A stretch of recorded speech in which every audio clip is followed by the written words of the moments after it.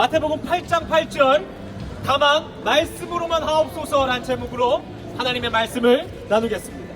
제가 대표를 읽겠습니다.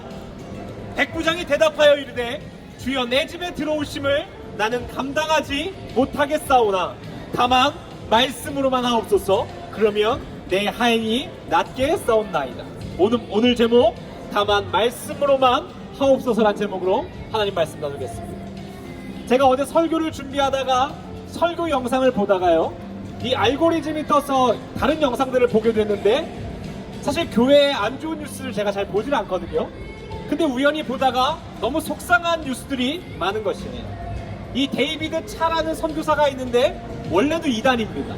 그런데요, 이 교인들의 헌금을 가지고 주식을 하고 또한 하와이에 대주택을 사고 또 불륜을 일삼았어요.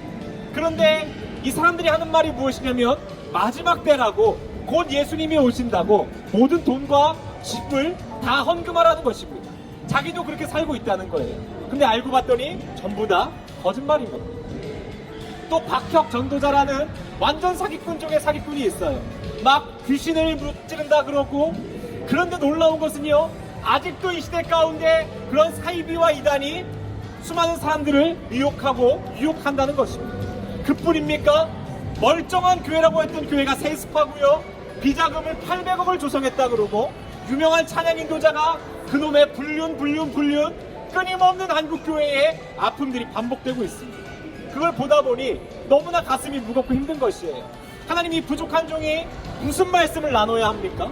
그리고 과연 내가 그 사람들과 비교했을 때 나는 멀쩡한 사람일까? 똥 묻은 개가 겨 묻은 개를 나무라는 거 아닐까? 제가 그와 같은 사람일 것입니다. 근데 하나님께서요, 제 안에 진리를 부어주시는 거예요. 그게 뭐냐면요, 진리는 간단합니다. 여러분, 하나님은 여러분을 사랑하십니다. 그것에 조건이 없다는 거예요. 내가 헌금을 많이 했고 내가 열심히 노력한 게 아닌 하나님은 그저 나를 사랑하십니다. 그것이 우리가 붙잡아야 할 진리라는 것입니다. 또한 예수 그리스도 외에는 구원이 없습니다.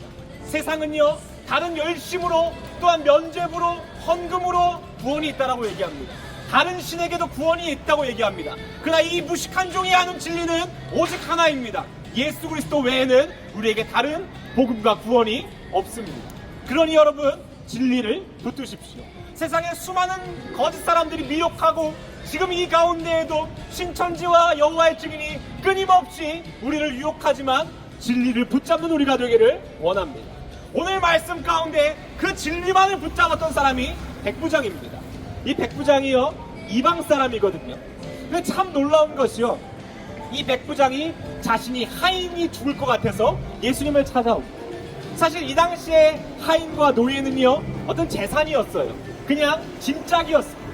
근데 이 백부장을 통해서 제가 깨달은 게 무엇이냐면 백부장의 모습에 예수님의 모습이 보인다는 거예요. 지극히 낮은 자를 위해서 예수님께서 이 땅에 오셨던 것처럼 백부장이 자신의 하인을 위해 예수님을 찾아갑니다. 그 신실한 사랑이 백부장에게 있었다는 거예요. 근데 놀라운 것은요, 오늘 또 백부장은 믿음 또한 있었다는 겁니다. 이 이방인의 집에 유대인이 거하는 게요, 굉장히 부정한 일이었다 그래요. 사실 말도 안 되는 소리죠. 근데 그러한 일이 있었답니다. 그러니까 예수님이 백부장의 집에 들어오면 수많은 사람이 손깍질하고 수군거린다는 거예요. 근데 백부장이 그러고 싶지가 않은 거예요. 그래 오늘 뭐라고 합니까?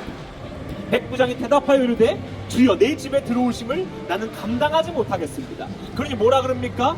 말씀만 하시면 저는 그 하인이 나올 줄을 믿습니다. 요즘뿐만이 아니고 모든 사람들이 무엇을 원합니까? 표적을 원해요. 확신을 원해요. 기도하면 응답받기를 원합니다. 주님 나에게 확신 주시면 내가 믿음으로 살겠다고 합니다. 주님 나에게 음성 들려주시면 내가 주의 종이 되겠다고 합니다. 근데 오늘 하인이 뭐라고 합니까? 말씀하시면 내가 그대로 하겠습니다. 확신 없어도 됩니다. 눈에 보이는 거 없어도 됩니다. 왜냐하면 나는 살아계신 하나님을 믿기 때문입니다. 오늘 백부장을 통해 깨닫는 것은요, 믿음이 있고 사랑이 있다는 거예요. 수많은 사람들이 확신을 원하지만 우리 하나님은 때가 되면 일하시는 분입니다. 그것을 믿으시기를 바랍니다. 이스라엘 백성이요, 출애굽하기 전에 홍해가 열려있던 것이 아니에요. 출애굽을 하다 보니 홍해 앞에 섰고 그때에 하나님은 홍해를 가르시는 분입니다. 광야에 가기 전에 먹을 게 많고 입을 게 많은 게 아닙니다. 광야에 가면 불기둥으로 인도하시고 구름기둥으로 우리를 인도하십니다. 그 하나님을 믿으십니까? 그게 진리를 붙잡는 삶이라는 겁니다. 또한 이 백부장을 통해 우리가 깨달아야 될 것은 믿음이 있는 자에게는 소망이 있다는 것입니다. 혹시 여러분 삶 가운데 지금 소망을 잃어버리셨습니까? 그러면 믿음이 흔들리고 있는 거예요. 왜냐하면 믿음 있는 자는요, 아무리 힘들고 어려워도 하나님께서 나를 도우시고 힘주실 것을 늘 믿기 때문입니다. 그러니 예수를 믿는 사람에게 나타나는 것들이 무엇입니까? 그 안에는 사랑이 있고 그 안에는 믿음이 있고 그 안에는 소망이 있다는 겁니다. 그러니 어떠한 일 가운데에서도 이겨낼 수 있다는 거예요.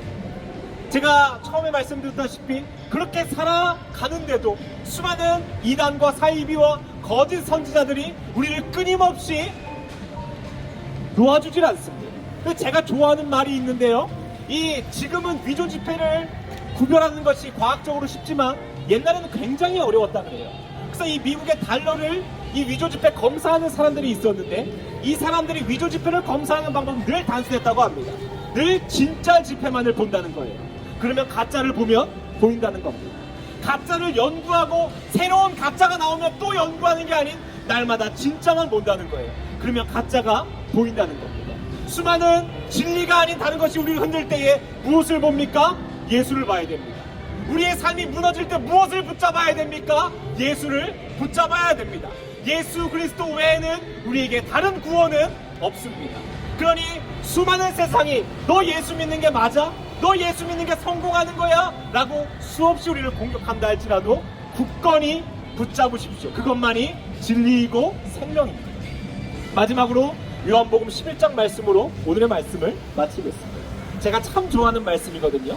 나사로가 죽어요. 근데 예수님이 더디 오십니다.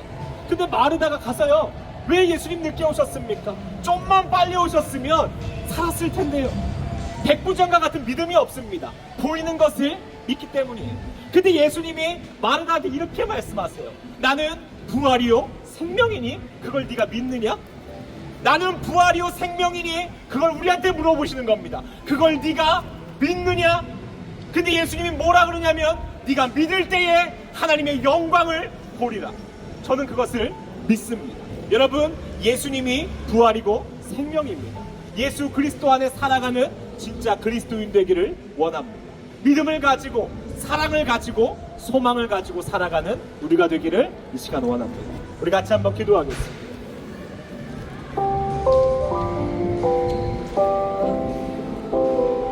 두렵고 힘들고 떨리지만 하나님의 말씀에만 생명을 거는 우리가 되기를 원합니다. 주님 말씀하시면 내가 순종하고 주님 뜻이 아니면 내가 멈춰서겠습니다. 진리를 붙잡는 우리가 되기를 원합니다. 우리 시간 기도하며 나아가겠습니다.